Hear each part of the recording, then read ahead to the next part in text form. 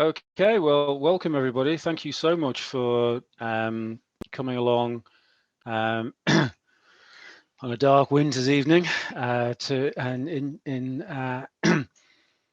the sort of the second half of the longest term. It's cold, it's dark, and everybody's tired, obviously. But clearly, we have enough enthusiasm to sort of propel this forward. I'm very pleased to be able to sort of give a little session on this whole question about the historians in the classroom. Although I haven't actually said so in the blurb, I'm going to focus primarily on Key Stage 3. Simply because that's where most of the work that I've been doing recently with regard to historians has been. But obviously, I'd like to think that most of these things are applicable sort of right across the board, really.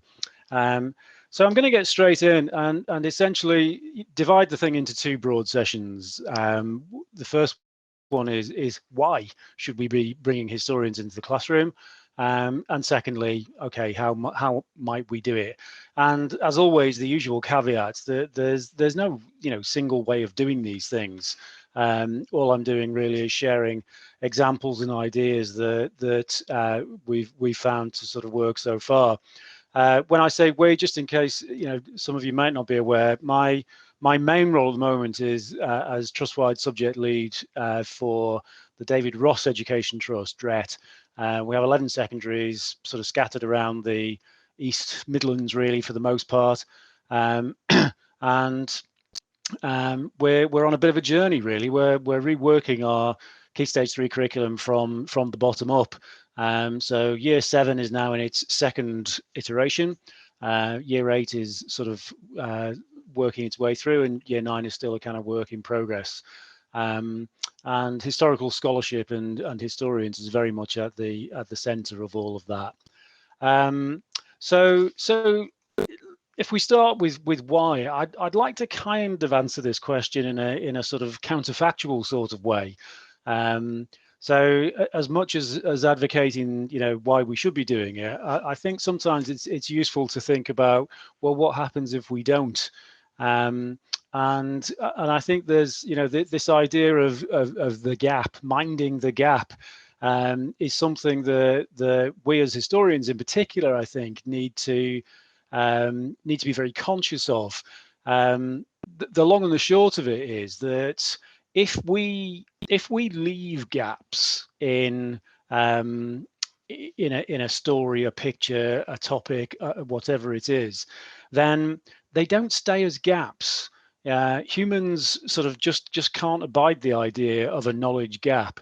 And what sort of, I mean, obviously this is true for adults as well as for school pupils, that they fill it with something. And that basically they make assumptions based on the best sort of available knowledge that they have. And I think there's a danger if we don't engage with historians. There's a sort of a gap in their disciplinary knowledge and a gap in their substantive knowledge as well. And I'm going to explore that now. This is just a screenshot of a tweet from a historian called Ted Mccormick. He's a historian in the United States and looks primarily at sort of history of science and the sort of impact of science and technology in society. And he muses a lot on this sort of issue about the relationship between popular attitudes towards sort of STEM, particularly science, and towards history. And he just makes this point that in popular science books, that scientists are usually center stage. The scientist does the thing, discovers or creates or whatever. Whereas in popular histories, the historians are sort of usually invisible. I often think that whether they're books or documentaries, that historians often come across a bit like magicians doing the reveal, and you never actually get to see how they got there, or at least it's very rare for that to happen. And I think this contributes to the scenario that McCormick is talking about, where people end up sort of thinking that it's just out there. as he says here, nobody doubts that this takes place, that scientific discovery, is done. Nobody thinks, for example, that the COVID vaccine was just lying down the back of the sofa somewhere and somebody found it. The fact is that it had to be created from pre-existing knowledge and obviously the new knowledge, which made it sort of something new. But there is this idea that history isn't like that we don't have to go and get it. And I always find that the best way to try and explain this to pupils is to sort of say, well, what about your family history?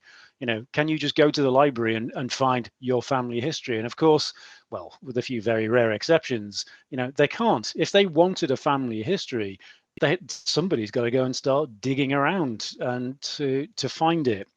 And so, as I say, I think there's this danger that they will, if we don't teach the fact and teach it hard and teach it often, that history is constructed and that it's contested, then there's a danger that they will just fall back on this idea that history is just agreed and uncontested, and then it's a body of knowledge that's just there, a bit like a miner digging up coal or uranium or whatever it is.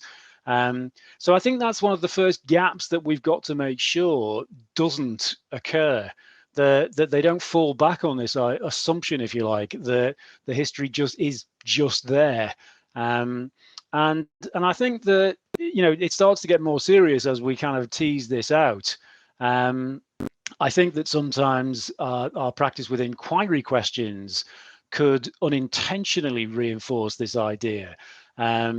Because it presents right, okay, so they've presented us with this question and we work through some stuff and we answer it. And I think this is, as I say, potentially problematic, and it was summed up rather nicely by Ian Dawson on his Thinking History website, where he sort of said, ideally an inquiry question should leave a residue of uncertainty. It should actually remind us that we don't have answers, that even if we come up with an answer, somebody else is likely to come along with a different perspective, or indeed new evidence or something of that sort. That we don't have access to the past. It's gone. We are constructing it to the best of our abilities with the material that's available to us that we use as evidence to support claims. That's a bit long-winded, I realise, but it's still important that we need to be sure that our inquiry questions do leave that room, that sort of shadow of a doubt, rather than leaving pupils thinking, yeah, I found out the answer, job done, sorted. And following on from that, there's a danger that we leave this big gap in the disciplinary knowledge if we don't push this idea that it's constructed and contested, and the students start to sort of fail to see the difference between information and knowledge. It's not the same thing. Knowledge, if you like, might be better if we, instead of talking about a knowledge-rich curriculum, maybe we should call it a wisdom-rich curriculum, where we've actually found information and made meaning out of it. And this, of course, is the classic, fusion that history is of substantive and disciplinary knowledge.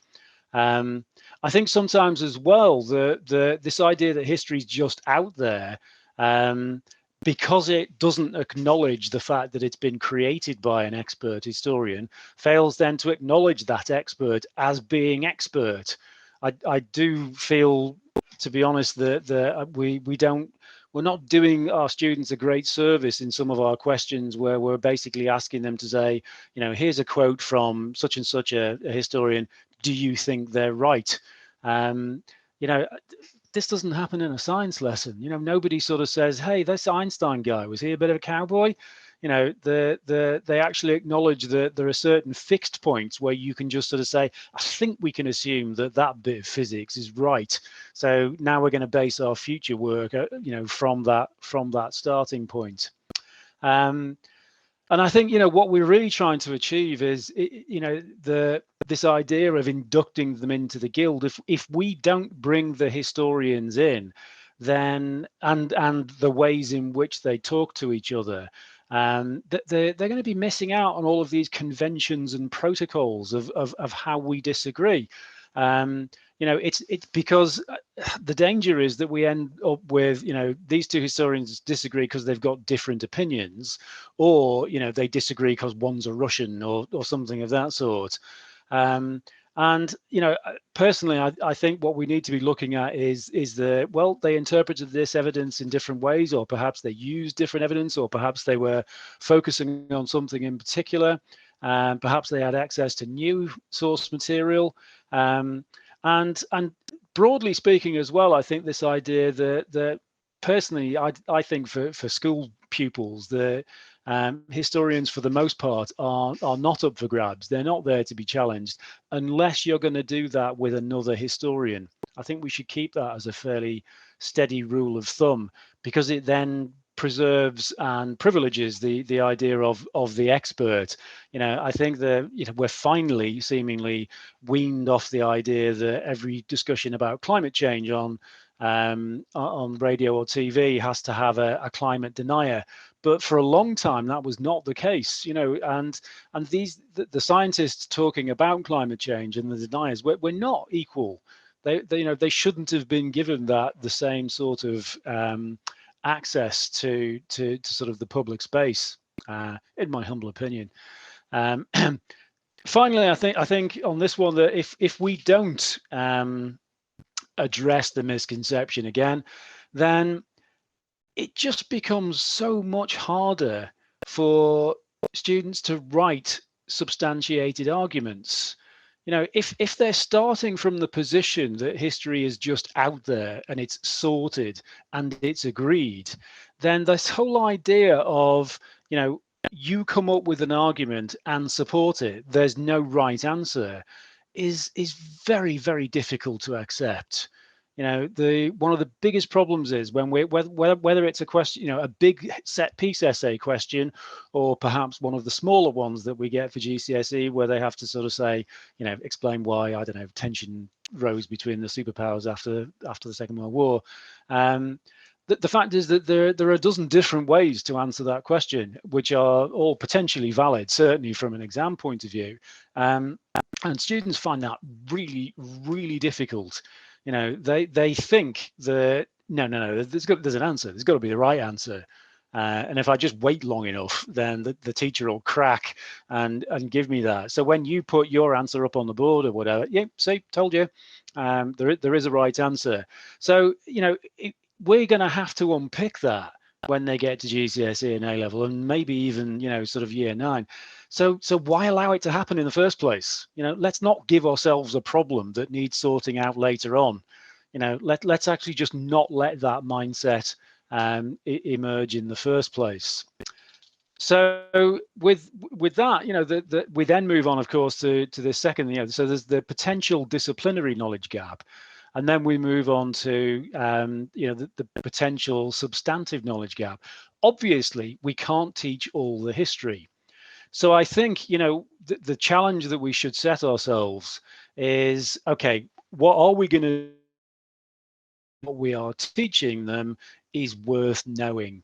Is it getting, the phrase is often used about, the best that's ever been said or written or whatever. It's a bit of a tired old one, but and clearly you can't. It's always going to be a subjective decision. But I still think that we need to think hard about, well, why is that in the curriculum where something else isn't, and why has it got this much space when something else is sort of challenging for it. Now, inevitably, as I say, you're going to leave something out, but what's the rationale for it? And it seems to me that a key rationale here might be to say, well, let's look what's going on in the world of history at the moment.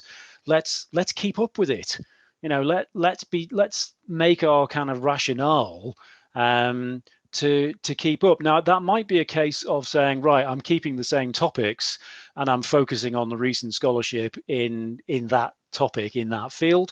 Or you might simply say, no, I'm just going to look and see what comes up on on Dan Snow's history hit or whatever, and sort of keep changing around to sort of keep pace with the academy. A laudable ambition, challenging as well, of course.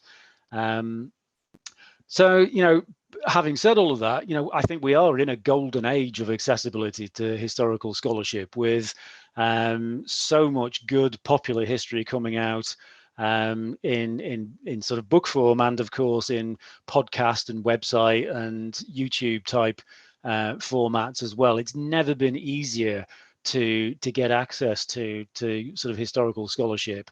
And so it's not surprising that we're seeing the kinds of things that were appearing in the chat box earlier, with Peter Frankopan's Silk Roads, Miranda Kaufman's Black Tudors, this whole idea of rethinking the transatlantic slave trade, for example, and rethinking it towards a longer and a larger sort of Atlantic world.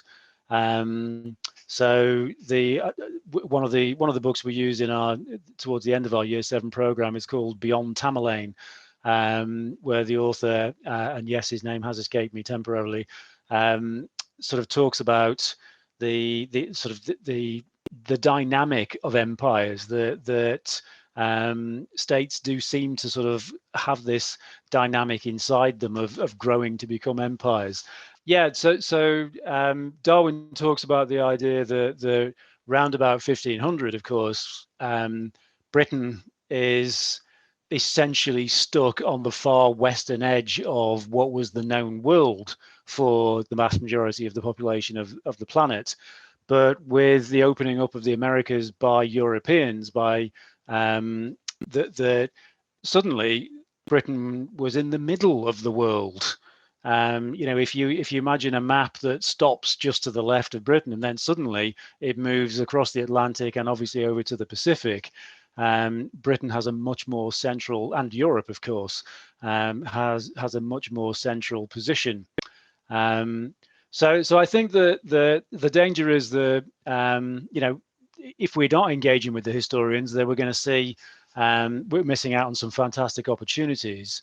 The danger is that through our choices, and obviously this would be unintentional, but and this is what we've got to be wary of. We need to be sure that we're not leaving them with the impression that only Western Europe matters, that only England matters, that we're challenging the whole kind of 19th century prism. And this is a big challenge in terms of history, particularly in this country and sort of Europe more generally, because it's the 19th century when popular histories start to be written, or indeed large amounts of history start to be written. And not surprisingly, they have a 19th century perspective.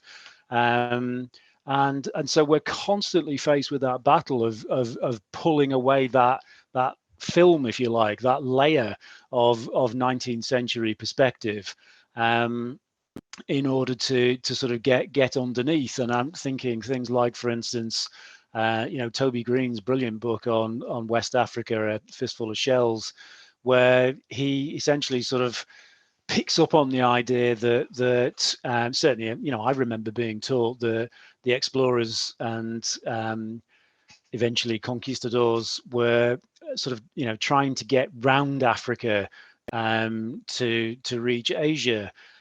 Because to a 19th century mind, I guess they were sort of thinking, well, Africa to a great extent lay in ruins thanks to imperialism and etc. And so they were thinking, well, why would you bother? Obviously, they're trying to get past Africa. But what Green did is he went back to the records, surprise, surprise, and just unpicked the trade that was there. Picked up on the obvious point that West Africa in particular was quite literally a gold mine, and concluded that, well, actually, I think the Portuguese were trying to get to Africa, actually. That's where they were going. And yes, they moved on after that. But to a 19th century mind, that was probably, just didn't occur to them.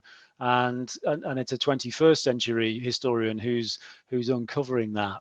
And then there's this whole idea of connectedness. This is obviously very much the sort of the big picture history that we're seeing. What are these things that actually joined societies up, like trade, like beliefs, like ideas. If we're not engaging with historians like Frankopan or Valerie Hansen, her book on the year 1000, then we're missing out on a really interesting sort of set of ideas.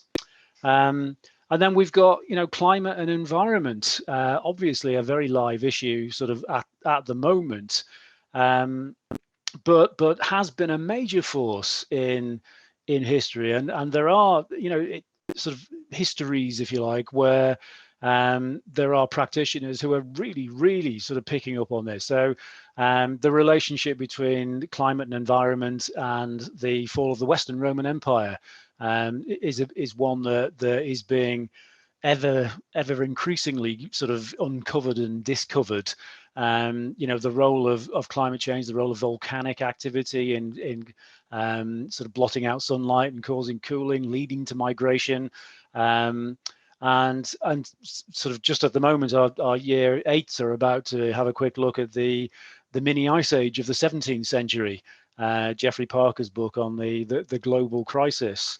And again, it's not surprising that a drop in temperature with subsistence economies is disastrous. It causes war, famine, revolution. It's a major driver in history.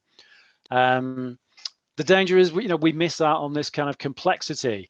I suspect I'm preaching to the converted to at least maybe this is something that might allow you to preach to other unconverted people. So I'm hoping that some of these thoughts and ideas might be sort of helpful, even if these are things that you've already considered.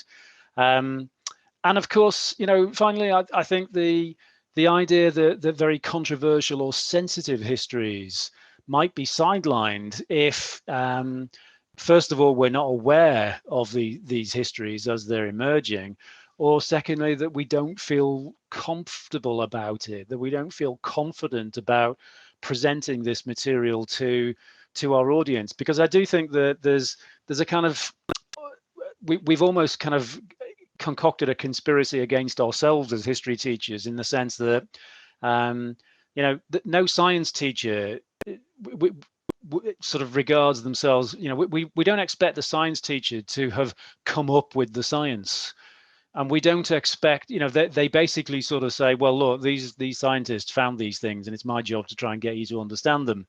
We don't expect the English teacher to have written the novel. He or she is going to sort of say, well, look, we're going to study this thing that's been written by this person and sort of look at what we think of it and what other people have said about it. And I personally think there's a model there that we can use for history, that, we start to get away a little bit from teaching history, and we're teaching what expert historians have written about history. We could almost take the heat off ourselves a little bit, particularly in these sorts of areas. I'll explore that a bit more in a minute. So, okay, I'll pause for breath. So there's my pitch as to the why, and I'm now going to sort of look at how. And as I've said before, it's not like this is the definitive answer to these things. This is an approach that we've been doing at DRET, at David Ross Education Trust, and generally speaking, we're pretty pleased with. Far from perfect, and it's very much an ongoing process. We're sort of revisiting and revising things as we go along. But there's a few core principles which I think stand up. So the first one, I think, is that if you're going to bring the historians into the classroom, then I would argue that it's probably best to be very clear on what your scholarly rationale is. So for every one of our units, so here, for example, this is a year 8 unit, and we'd look at the Reformation, the English Reformation, through the Catesby family. So we start with the Gunpowder Plot, Catesby being killed, and say, what's going on here? Well, and then we say, right, in order to understand this, we have to go back to Henry VIII, and we look at the emergence of the English Reformation and its effect on sort of different families. And within that, we actually have in our documentation a scholarly rationale, and we also have a curricular rationale. And the point of this, obviously, first of all, is to make sure that our units are grounded in solid scholarship. Secondly, it proves to be quite a useful device for batting away people who want you to use Bloom's as the basis for everything. You can say, actually, no, we're not using Bloom's, we're using the latest scholarship. And by covering that, and this is sort of Christine Counsell and Michael Fordham's idea of the progression map is essentially the curriculum. We create a curriculum where you can't not get better at history if you do it, essentially. But it's also obviously a way of sharing. Like most people, we have lots and lots of non-specialists and cover supervisors who I think do a heroic job at DRESS. And this is a great way of getting them up to speed. And we have a lot of our meetings, sort of subject specific meetings are sort of ring fenced as part of the trust policy. And for the most part, I don't know if this is clear what's going on, but essentially I do a video run through. I talk through all of the slides and all of the lessons and handouts and that sort of thing, and sort of explaining the rationale and where this bit of scholarship is coming in and that bit of history, and along with obviously sort of suggestions on classroom management and those sorts of issues as well, just to try and ensure that kind of everybody's on board. So I think, as I say, having a scholarly rationale is pretty important. And from that, if we just look at Year 7 Term 1, for example, the underpinning rationale is Chris Wickham's book, The Inheritance of Rome, but we also bring in Gibbon, and then look at how other historians have sort of moved on from Gibbon in terms of Rome. We also bring in scholarship into we've got Frankopan and the Silk Roads. Obviously, we've got Valerie Hansen looking at the and Kat Jarman looking at the whole sort of question of the Vikings. And so the idea is that our Year 7 Term 1, we've got what made the world round about 1000, and we've got these 4 big factors. And our kind of basic aim is that hopefully Year 7s by Christmas can at least name the 4 factors. We'd like to think they could do a bit more than that, but that's our kind of our bottom line. And you can probably guess that by the time we get to Term 3 of Year 9, the question is going to be what made the world circa 2000. So that's the plan. So that's the first bit, is to have a strong sort of scholarly rationale. I think the second thing I would say is we've got to look at reading. If this is going to work, then we need to get our students to love reading. I'm not talking about getting around it. I'm not talking about avoiding it. I'm not talking about tolerating it. I think we want them to love it. Every single one of you out there, I'm absolutely sure. Sorry, I've just noticed the question there. I can come back to that later, but the long and the short of it is Jesse Childs. The God's Traitors basically is the sort of book that I kind of drew that off. And there's a brilliant podcast in the Dan Snow series, what's it called? Not Just the Tudors, where Susanna Lipscomb and Jesse Childs have a good old chinwag about the origins of the gunpowder plot. So sorry, I didn't notice that question until a minute ago that came up. Good to hear. So yeah, as I say, I think it's not enough. We're not talking in terms of maybe we can get them to read this, that, or the other. Think about your attitude to reading. I don't believe there's anybody here involved in this session tonight who doesn't love reading, who doesn't get so much out of it. And so our surely this is the only thing that might be more important than history, is to inculcate a love of reading. You know, the fact that, so what we're talking about here is getting past the idea of the process and get to the content. You know, the reading is that's how we get to the stories. Now, I'm not going to go into detail on this, but there is a newish HA publication, What's the Wisdom on Extended Reading, with some terrific ideas. And there's also an accompanying webinar where you've got Catherine Byrne, Helen Snelson, and Christine Council sort of batting this one around. So, you know, there are some answers to this question. But I can't stress strongly enough, it's not about surviving reading. It's about making reading central and something that the kids really, really love and get something out of. And again, I suspect that many of you are in trusts where, you know, you've got these kind of policies, or maybe reading novels in tutor group and that sort of thing. Somehow we've managed to get one of our texts for Dret Reads, as we call it, is Frankopan's Silk Roads. No idea how that happened. Okay, so reading, I think, is central, and then we need to establish the mindset.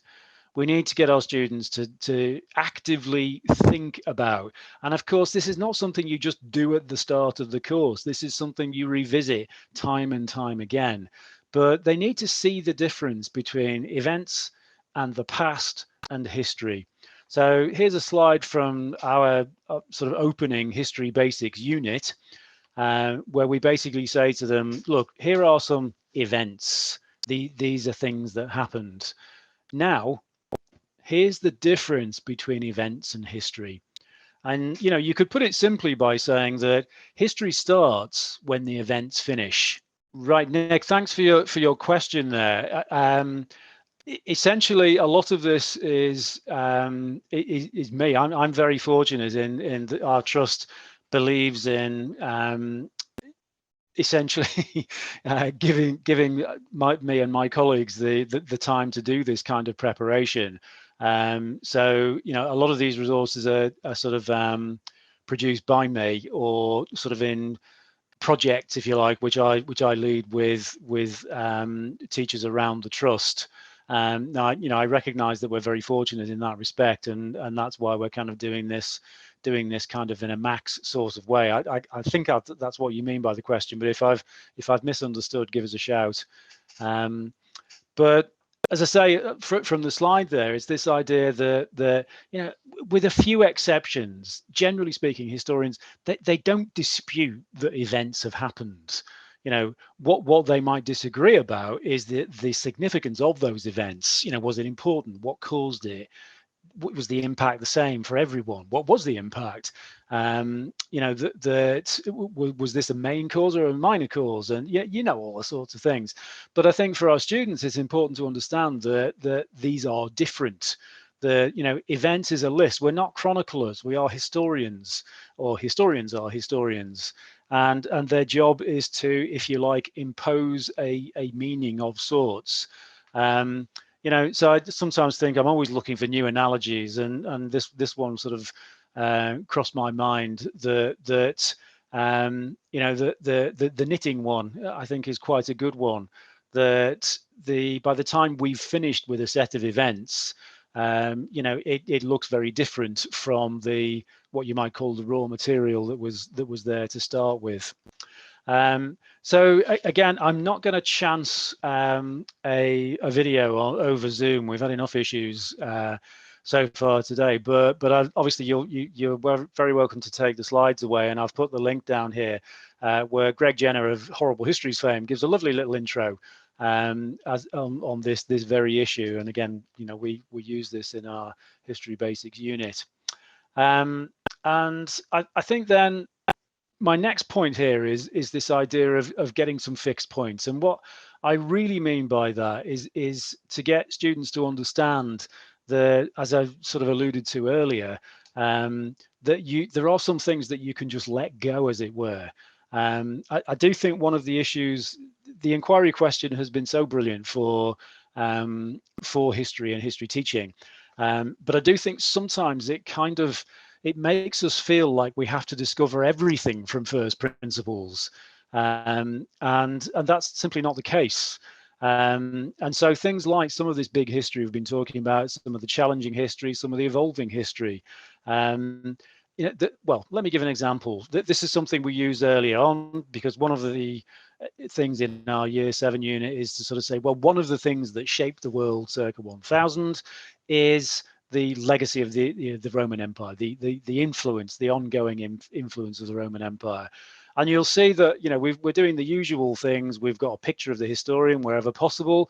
We've got a picture of the book as well, because we want to get the students to understand what this world is all about. Very, very few of them have got, are fortunate to have libraries and large collections of books. It's not a world that many of them sort of belong to. And here, what we're trying to get across as our starting point is, look, it does have a massive influence. It has a huge legacy, and there's no way we can get our Year 7s to work that out for themselves, or at least not in a sensible timescale. We've got other things to do. So basically, what we're saying is, in this instance, look, just take it. She's an expert. She's brilliant. She's known the world over. And we're setting up this idea that you can just simply almost like cut out a lot of work by just sort of saying, let's take Mary's word for it. When this is not just some joker off the street, we're talking about a very, very high profile figure. If we're talking labels, this is Armani rather than Primark, if you like. And similarly here, something that might be a bit more difficult. So in Year 8, we look at Tudor society. We look at the broad picture, which I think, at the risk of overgeneralizing, is, still fairly hierarchical and doesn't change massively in the round. However, historians have been finding some really, really interesting and surprising things. So, the population doubled, and this project, the England's Immigrants Projects, under Mark Ormrod, found that by 1550 there were at least 20,000 registered aliens in England. This is not one of those ones like the population figures where it's a best guess based on poring over parish births and deaths and that sort of thing. These are literally people who have been counted in the tax rolls, because in 1550 there was a tax on foreigners called the Alien Subsidy. So this is comparatively bomb-proof. That almost 1% of the population in England in 1550 was an immigrant. Now, the danger here is that you would be, I think, potentially accused in certain contexts of sort of say, oh, I don't believe you. This is, rewriting our history and that sort of thing. And that, I think, is where I say, well, it's not me saying this. This is a renowned expert. There's the website with the links, and on our handout we've got sort of a summary of his work. So I guess what I'm saying is, these guys can help us. It's not a chore. It's not oh God, I better use a historian now. I'm saying, let's put them at the center. Let's then do some of the hard work. So again, just a few examples here. The rather than get the students to sort of work out what's going on in the Bayeux Tapestry, we got Levi Roach to sort of help us out with this one. And so what we're saying is, what has an expert historian said about the Bayeux Tapestry? Rather than what do you as an inexperienced Year 7 think? In this case, the activity, we asked him to write these 6 scenes, 6 captions, 6 explanations, and then we pretended that his presentation got mangled in the email. So the task is to put the presentation back together. But you can see the point that even a sort of almost like a fun task, if you like, with regard to the Bayeux Tapestry, has a historian at the center of things. Again, I'm not going to take a chance with a video clip here, but this is from the BBC Teach series called Hunting for History, and you've got a historian there, Dr. Sam Caslin, and 10 programs where she investigates a range of different areas, using a lot of National Archives sources, but a few others as well. And again, it just shows what historians do and how they work and how they think. And I think we also need to teach this idea of how history evolves. And I've deliberately used the term evolve. I know that we we love our sort of, who's right and who's wrong, and do you agree with this, and do or not agree. And I know that we do this in some of our GCSE exam papers, which I think is unfortunate.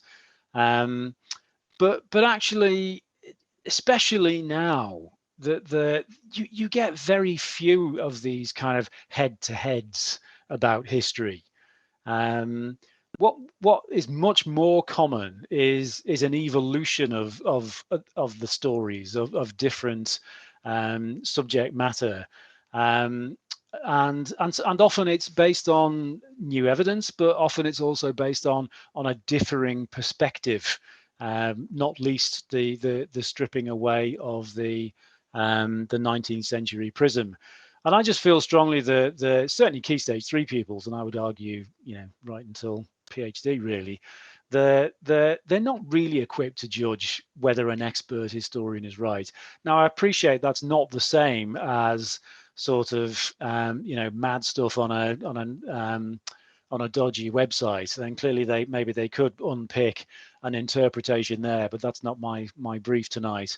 Or indeed even sort of Boris Johnson misusing the term unrestrained immigration as a reason for the fall of the Roman Empire. Yeah, those things are sort of potentially up for grabs, but we're focusing on historians here, and I just think a much more constructive thing that we can do is to sort of show that these stories have a story of their own. Each story has a story, and that it changes over time. And apart from anything else, I think that makes it, the whole idea of historiography, it makes it easier and hopefully more accessible. So if we're looking at, for example, here, I mentioned this earlier on, that one of the ways in which we look at the influence of the Roman Empire is the Pax Romana, and what was achieved during the Pax Romana, and how it just created this incredibly sort of strong base of power and, well, for the fortunate few, prosperity. And we look at Edward Gibbon over here. And basically, the idea is that we don't really do a great deal of reading of Gibbon. We largely sort of synopsize Gibbon and then look at the source material that led him to that conclusion. And then we go in and we look at some extracts from other historians. And you can see here that what we're not trying to do is to decide whether one of them was right. All we're simply trying to do is to say which of these historians thought what. And so, for example, if you take the run through, so Adrian Goldsworthy down here, he basically was sort of pretty. It wasn't actually a million miles away from Gibbon. He was pretty impressed with the Pax Romana, although obviously not quite as sort of lyrical about it. And then we've got Chris Walker, I think it is, and he basically is. I wouldn't go so. I mean, he's taking much more the sort of history workshop type view. The sort of the Rome that we tend to think of is the Rome of about 10% of the population, and 90% of the people are slaves or peasants or working themselves to the bone in a state of poverty. Then we've got LeVay over here. Now he was the leader of a project, a sort of joint history of Europe book, which was commissioned by the European Union. And not surprisingly, it sort of has this idea, takes this view of, oh yeah, the federation model that Rome and the Roman Empire had. That was great. That was brilliant. Everybody had their independence within a loose federation. And then, of course, you've got Rudyard Kipling, the great imperialist, who was also, quite a fan. Now, you'll probably guess where this is heading. That some of the year sevens do pick up on this sort of thing of why these guys think this way. It's not officially what we're trying to achieve, but some of them get interested, and so they look at Gibbon. And Gibbon was living in a time when he thought the world was going to hell in a handcart. It's sort of in the aftermath of the American Revolution, and the French Revolution was just about to kick off. And so he almost inevitably looked with slightly rose-tinted glasses at the Roman Empire. Imperialist sort of history workshop journal type historian, and sort of one in the middle. We can explore quite readily how the sort of the personal views and preferences and predilections, if you like, of these historians might have colored their thinking.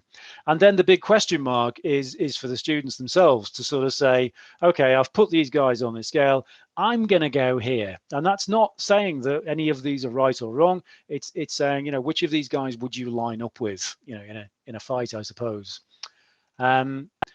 Then a few more, just things like, again, this idea of evolving history. We've used this inquiry question. How did Eileen Power change the history of medieval England?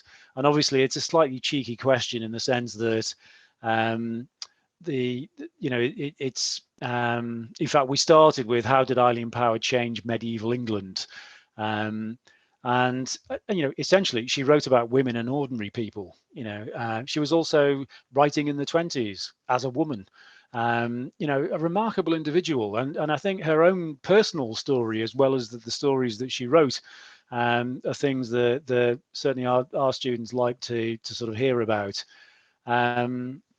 So bringing in the new perspectives, and then to sort of round up, just a couple of final things with this idea I mentioned earlier on about the kind of etiquette and the protocols of how you do things. This is our unit on European expansion, the emergence of Europe from 1400 to roughly 1600. And we start by looking at the Portuguese and their sort of explorations. And we have this lesson called, what did the Portuguese find when they got to Africa? And then we have an extract from Olusoga, who's basically, I'll cut it short because of time, but he's basically saying that West Africa in particular, but much of sort of Africa at this point was roughly on similar levels of development to Europe. So I think I mentioned earlier, did I? I can't remember for example, in 1500, Timbuktu in Mali has the same population as London, and Olusoga has been panned on social media by certain types for being accused of inventing things, and obviously we don't want to go into those sites. We don't want the students looking at that kind of stuff. But we can just sort of say he's received a lot of criticism, and the students have been looking at a bunch of sources and given a framework for making inferences from them, and then we ask them to sort of write up a response to the critics, and this then leads into the next stage where we study the work of Toby Green, and who goes further than Olusoga really, essentially. And so as well as actually looking at the history as such, we're also teaching them this idea of you can use historians to back each other up, or indeed contradict each other. So we just feel that this is inducting them into the guild, as I said earlier on, getting them to understand the behaviors and the protocols, if you like, that are observed in academic circles. And then I'm excited about where we're sort of going next, because one of the things that we're trying to do with our unit on Britain 1500 to 1750 is to kind of establish sort of empire and the role of the trade in enslaved Africans. So for instance, the establishment of the Caribbean was a major factor in Charles I's personal rule. roughly half of his income during the personal rule came from customs revenue, and roughly half of that revenue came from sugar in the West Indies. I mean, I was blown away when I was reading about this sort of stuff. And you start to see these sorts of connections, and you see that Oliver Cromwell initiates the rule of the major generals because they failed to capture Jamaica from the Spanish. He sees this as sort of God's disapproval. So we're trying to sort of tie it in much more closely together, and then run with the Britain's involvement in the slave trade, so that when we come back to it, we're looking at it more from the point of view of how slavery was overthrown. And I think that one of the really interesting areas is this sort of idea that of Hilary Beckles, who's pictured there, of these Africans. We've tended to develop an image of maybe the Wedgwood plate, am I not a man and a brother type thing. And he and people like Vince Brown in Taki's Revolt, have changed that thinking a bit, and they're sort of saying that these guys are these poor browbeaten sort of enslaved types that in our image. It might be more accurate to see them more like the kind of Mujahideen or the Viet Cong, in the sense that in Jamaica in particular, and that's what Taki's Revolt, the book, is about, is the the slaves were, there's just no way to express something as horrific as this I don't know what the right language is, but essentially they didn't breed. The owners didn't try to breed them. They basically took young men and they worked them to death and then replaced them. Now, many of these characters were prisoners of war. They were, and I was just sort of musing on this and thinking, imagine if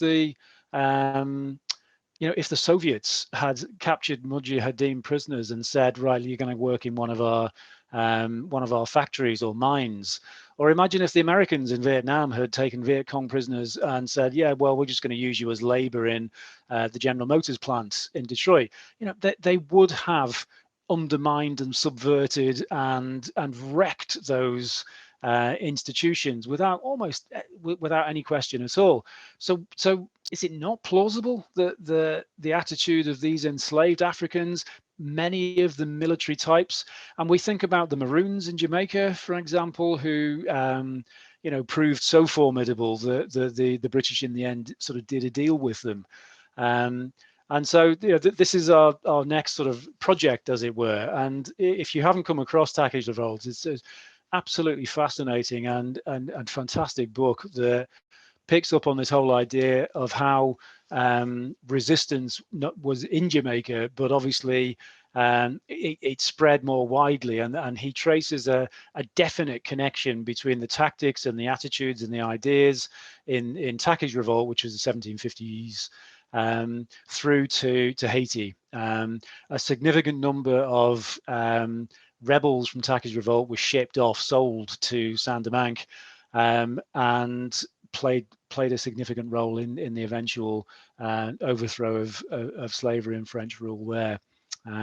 So as I say, that's kind of on the horizon, and I think eventually we'll also get to more story of the story with the Cold War sort of historiography there. Okay, I think that's me sort of done just about for time, so I'm going to stop at that point. I don't know whether we're going to get any more questions or not, but I'll shut up and close the slides and stop sharing. Thank you for listening, folks.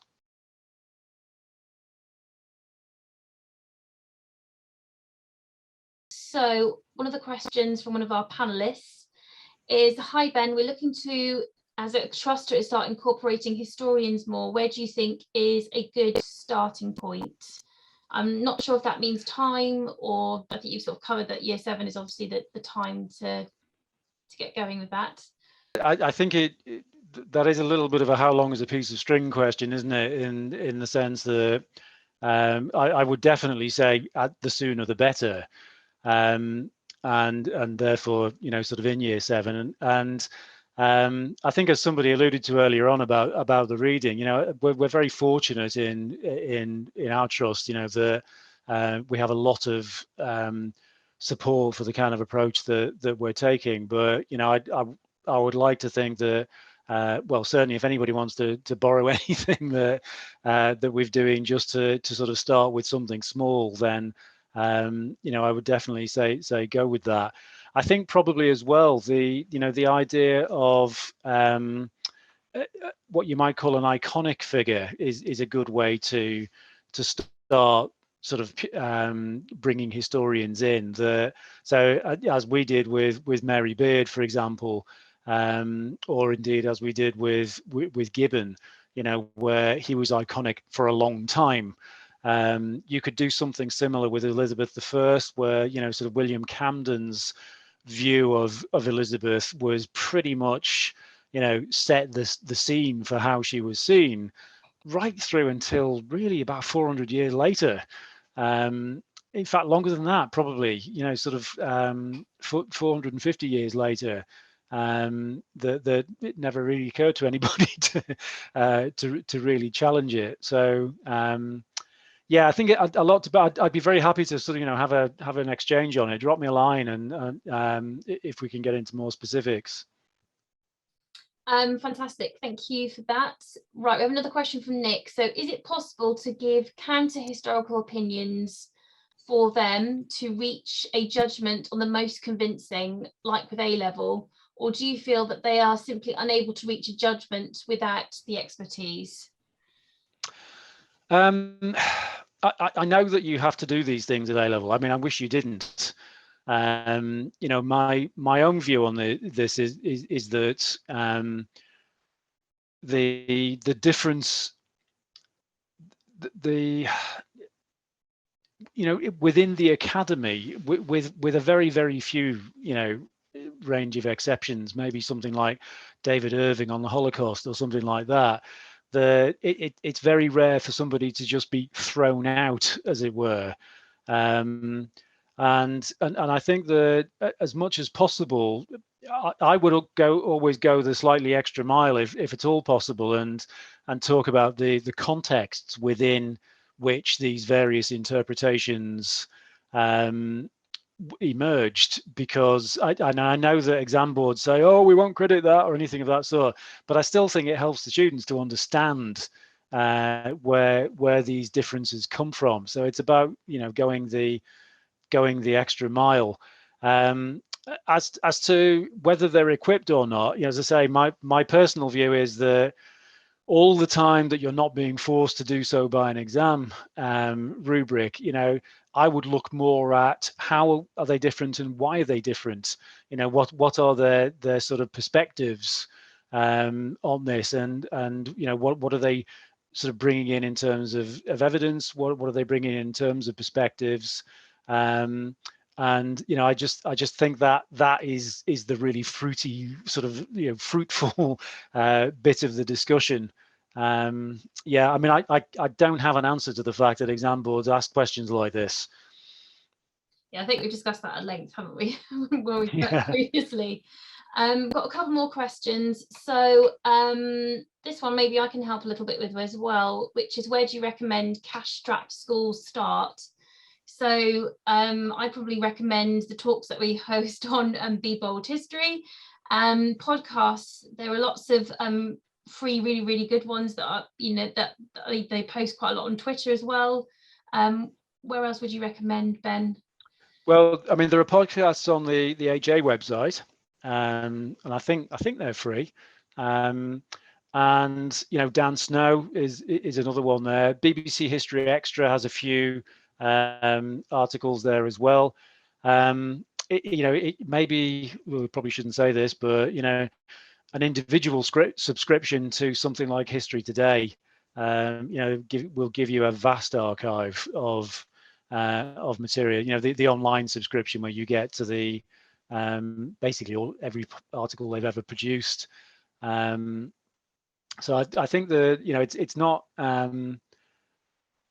depending on your sort of yeah, we don't want to be looking at buying copies of the Silk Roads for every student, probably. I mean, nice as that would be, I don't think the budget is there for anyone to do that. We'll have more questions. I'm still making my way through them. So we've got Julie who asked the question, I'd be interested to know how much you give students to read and how you introduce it. Do you have reading lessons where you devote an entire lesson to reading sections of a book that you're using? We tend to work on the basis of I tend to obviously write. One of the problems is, we have different numbers of lessons in different schools, which is not the most helpful thing. So obviously I tend to have to sort of produce sufficient material for everybody to cover everything. But the schools are all encouraged to adapt to what they think best suits their pupils. We're just at the beginning of a journey, really, as far as sort of reading is concerned. But the bottom line is that I mean, if you want a rule of thumb, generally speaking, you're not going to read more than about a side of A4 in 12 point without then stopping and thinking about it and talking about it and discussing it. We have a lot of extracts followed by 4 or 5 comprehension questions. Sometimes the teachers get them to do them as written pieces. Sometimes they do it as discussion. I think arguably the more important thing is the kind of techniques that were on that slide back with the what's the wisdom. Things like a teacher. I mean, even a good year 7 reader, frankly, tends to sound a bit like a speak your weight machine. Compared to a teacher who can really get the emphasis in there. So what we're really focusing on from next year is all the different techniques we can use for reading. I mean, I favor the whole idea of saying, okay, look, this is what's going to happen in this extract. Give them a quick overview. Now let's go and look at it, and if necessary, then recap it as well. But to read a paragraph to the students, maybe even get them to read it back. There is research, which I think is quite interesting, which shows that young pupils tend to, if they've heard somebody, an expert, if you like, reading something out, they hear that in their head when they're reading it. And obviously try to recreate it. I suppose it's a bit like learning a song, isn't it? You might sort of sing a line to somebody and get them to sing it back to you. And so again, my view is that if it's taking a long time, then so be it. If some year 7s don't get as far as the contention, the Viking expansion had a causal link to the development of feudalism, nobody's going to die. I mean, I would much prefer them to do fewer things well. And broadly speaking, I think that's what they are doing. Right, we still have more questions. So maybe we're going to go for maybe 3 or 4 more, Ben. I don't know what you've got planned for the rest of your evening. Yeah. We've still got 30 comments left to go through. Right, got a question about low literacy. So how would you embed this? So, the reading of historians, as well as bridging a gap with year 7 who have low prior attainment. That's from Joe. Any help will be gratefully received. Again, I guess really I'm talking about what we've just been talking about, which is this thing of summarizing the big picture. And then working them through it. A lot of this stuff I think is at the school level or maybe trust policy level. Most trusts that I know of are take the whole literacy and reading stuff very, very seriously indeed. Certainly a lot of our trust teachers customize the materials, if you like, and write simpler versions, and then they share them around. So it's there's no magic bullet here. It's a lot of hard graft essentially. But I think the basic idea of making students aware that of what the big picture is, and then allowing them to, or encouraging them, should we say, to express their sorts of views. And to some extent, this comes back to, asking the right sorts of questions, where we can hopefully even the least confident reader can sort of get a sense of, well, I know Gibbon thought the Roman Empire was brilliant, because it had water supplies, and well, that's brilliant. Like, right, let's go with that. That's teaching, isn't it? There's nothing special about the use of historians in that particular context. And of course, Harriet's got her own blog on reading as well. And has been doing some terrific work there. I don't know if you wanted to just give that a quick plug. Gosh, you put me on the spot there, Ben. I think when I have been using extracts from historians and there's been lots of complicated vocabulary, sometimes I think I've seen this in some of the things that you've done as well, Ben, is we have sort of paraphrased and sort of perhaps not simplified the argument, but maybe taken it down a step to ensure that it is accessible. And I can't emphasize enough about the power of the teacher reading as well. So there seems to be, I don't know, perhaps a little bit of a stigma, particularly for perhaps teachers of my age. When we sort of trained, we were told that, you had a limited amount of time for teacher talk. So, sometimes I can spend, 30 to 40 minutes, sometimes perhaps longer, reading, a really good story and explaining its component parts as well. So I feel there's nothing more that comes with the passion of the subject, when the teacher is reading and having, the most strongest reader in the room, read a really powerful story, can something which resonates, with students long after the lesson has been. Now, I've picked a final question because I think this question is really good. So get ready for this one. So if you could only have one historian, just one, in every single school curriculum, who would you choose? Oh, wow. I know. Told you it was a good one. I think it would probably be Eileen Power. It's not the answer I thought you were going to give.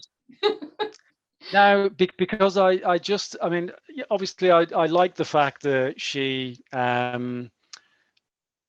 changed the way we wrote about history, in the sense that, she's got this brilliant one where she does in her medieval people book, she looks at the wool merchant Thomas Betson, and she finishes the story by just sort of saying that, and I think, people like Thomas Betson deserve their stories to be told every bit as much as bishops and kings and queens and so on. And that always appealed to me, the idea that we can get, more people in, but also her own personal story of, she had a pretty tough time.